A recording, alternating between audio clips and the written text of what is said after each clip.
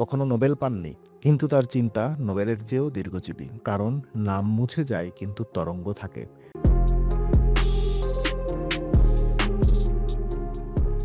তো ভাবুন, একটি ঘর, আলো কম, জানলার ফাঁক দিয়ে ঢুকছে বিকেলের সূর্য।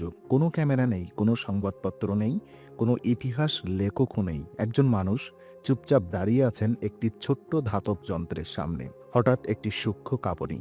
চোখে দেখা যায় না, কানে শোনা যায় না, কিন্তু সেই কাঁপুনিই একদিন বদলে দেবে পৃথিবীর যোগাযোগ ব্যবস্থা। এই মানুষটি কোনো ইউরোপীয় বিজ্ঞানী নন, কোনো সাম্রাজ্যের প্রতিনিধিও নন। তিনি ভারতীয়, তিনি উপনিবেশের সন্তান। তার নাম জগদীশচন্দ্র বসু। আজ যাকে আমরা বলি wireless communication, radio, microwave, radar, তার বীজ রোপণ হয়েছিল এই নিঃশব্দ ঘরেই। কিন্তু ইতিহাস এই ঘরের দরজায় কড়া নাড়েনি। এই ডকুমেন্টারি কোনো আবিষ্কারের তালিকা নয়, এটা একটি প্রশ্ন। কেন এমন একজন মানুষ বিশ্বকে বদলে দিলেও নিজে ইতিহাসের ছায়ায় থেকে গেলেন? তো শৈশব, স্বাধীন চিন্তার জন্ম। 1858 সাল, বিক্রমপুর, আজকের মুন্সিগঞ্জ। একটি গ্রাম যেখানে প্রকৃতি ছিল জীবনের অংশ। তার বাবা ভগবানচন্দ্র বসু ছিলেন ডেপুটি ম্যাজিস্ট্রেট, কিন্তু তিনি চাইতেন না তার ছেলে ইংরেজি শিক্ষার দাস হোক। তিনি ছেলেকে পাঠান বাংলা মাধ্যমে পড়াতে, কারণ তিনি বিশ্বাস করতেন নিজের ভাষায় না ভাবতে পারলে নিজের মতো করে চিন্তাও করা যায় না। এই সিদ্ধান্ত জগদীশচন্দ্র বসুর জীবন বদলে দেয়। ছোটবেলায় তিনি ইংরেজ, মুসলমান, হিন্দু সব শিশুর সঙ্গে একসাথে পড়েছেন। সেখানে কেউ বড় নয়, কেউ ছোটও নয়। এই সামাজিক সমতা তাকে শেখায় জ্ঞান জাত চেনে না, সত্য রং দেখে না। শৈশবে তিনি প্রকৃতিকে দেখতেন একটি জীবন্ত প্রশ্ন হিসাবে। পাতা কেন নড়ে, আলো কেন বদলায়, শব্দ কোথা থেকে আসে? এই প্রশ্নগুলোই পরবর্তীতে রূপ নেয় বিজ্ঞানের ভাষায়। তো শিক্ষা, ইউরোপে এক ভারতীয় মস্তিষ্ক। কলকাতা প্রেসিডেন্সি কলেজ তখন একটি ছিল ইংরেজদের জ্ঞান কেন্দ্র, কিন্তু ভারতীয় ছাত্রদের জন্য সুযোগ ছিল সীমিত। তবুও জগদীশচন্দ্র বসু নিজেকে প্রমাণ করেন। পরবর্তীতে যান লন্ডন, তারপর ক্যামব্রিজ। সেখানে তিনি পড়েন পদার্থবিদ্যা, প্রাকৃতিক বিজ্ঞান এবং জীববিজ্ঞান। কিন্তু তিনি লক্ষ্য করেন পাশ্চাত্য বিজ্ঞান প্রকৃতিকে দেখে বস্তু হিসেবে, আর তিনি দেখেন সংবেদন হিসেবে।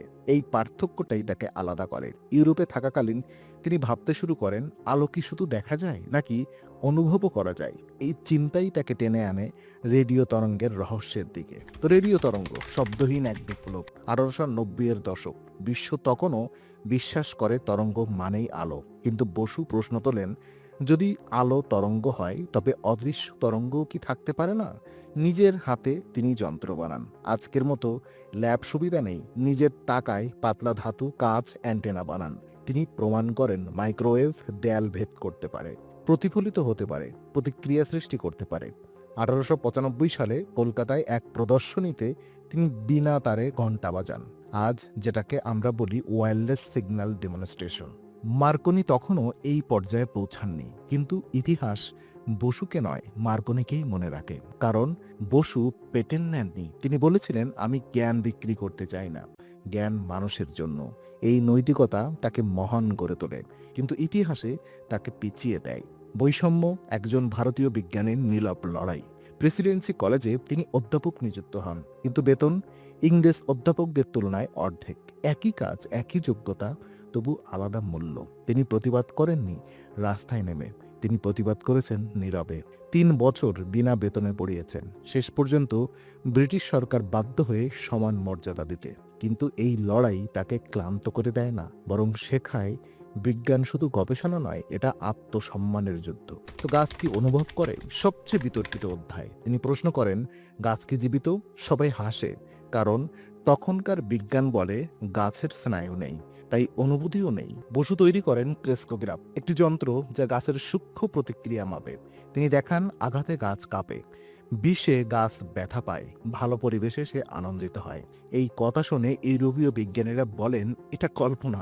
আজ আধুনিক বিজ্ঞান বলে প্লান্ট নিউরোবায়োলজি, যা বসু বলেছিলেন 1 শতাব্দী আগে। তো বোস ইনস্টিটিউট, জ্ঞান হোক জাতির সম্পদ। 1917 সালে তিনি প্রতিষ্ঠা করেন বোস ইনস্টিটিউট। তার লক্ষ্য ছিল স্পষ্ট, ভারতীয়রা শুধু শিখবে না, তারা গবেষণাও করবে। এটা ছিল ভারতের প্রথম আধুনিক গবেষণা কেন্দ্র। কোনো কর্পোরেট নেই, কোনো সাম্রাজ্যের অর্থ নেই, শুধু এক মানুষের বিশ্বাস। তো তরঙ্গ কখনো থামে না। জগদীশচন্দ্র বসু কখনো নোবেল পাননি, কিন্তু তার চিন্তা নোবেলের চেয়েও দীর্ঘজীবী। কারণ নাম মুছে যায় কিন্তু তরঙ্গ থাকে। আজ যখন আপনার ফোনে সিগন্যাল আসে, সেখানে বসুর ছায়া আছে। আজ যখন রাডার কাজ করে, সেখানেও তার স্পন্দন। তিনি শব্দে কথা বলেননি, তিনি তরঙ্গে কথা বলেছেন। আর সেই কারণেই তিনি শুধু একজন বিজ্ঞানী নন, তিনি একটি নীরব বিপ্লব।